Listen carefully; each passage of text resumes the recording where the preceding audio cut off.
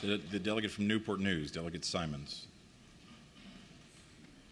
Mr. Speaker, I rise for a point of personal privilege. The delegate has the floor. Mr. Speaker, I've been getting a lot of questions from my constituents on how the rail disaster could have happened in Ohio. Honestly, I think it's because major rail companies have not been taking safety and security seriously enough. And at the end of the day, it's our job in this body to make sure they do.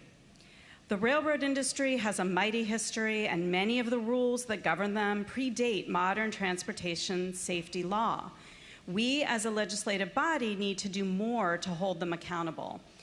These rail companies are certainly vital to our economy, but we also know they are transporting dangerous and toxic chemicals on the rails going through our towns and our cities every day. They must stop fighting us when it comes to safety.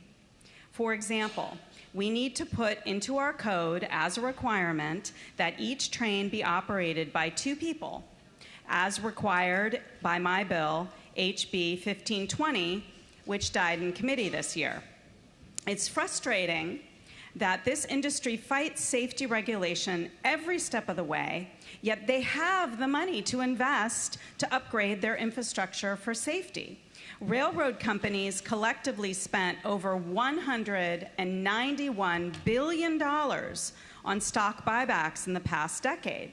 They also spend millions lobbying to repeal measures that would have required them to make their trains safer. They lobbied against safety measures here in the General Assembly this year. So, Mr. Speaker, this is my concern. When is the next disaster going to happen?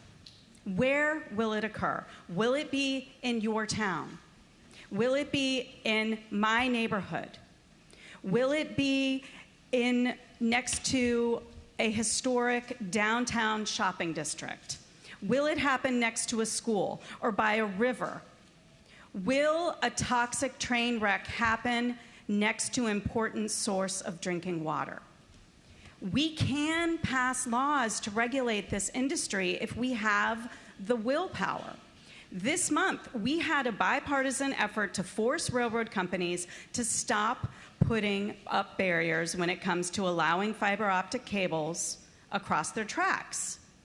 Legislators in this body came together because it was impacting an important economic priority of using federal funding for expanding broadband in Virginia. We can do this together.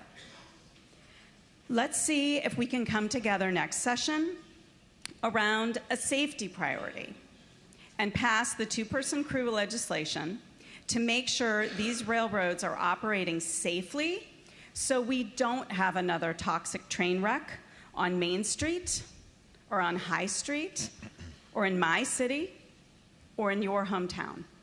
Thank you, Mr. Speaker.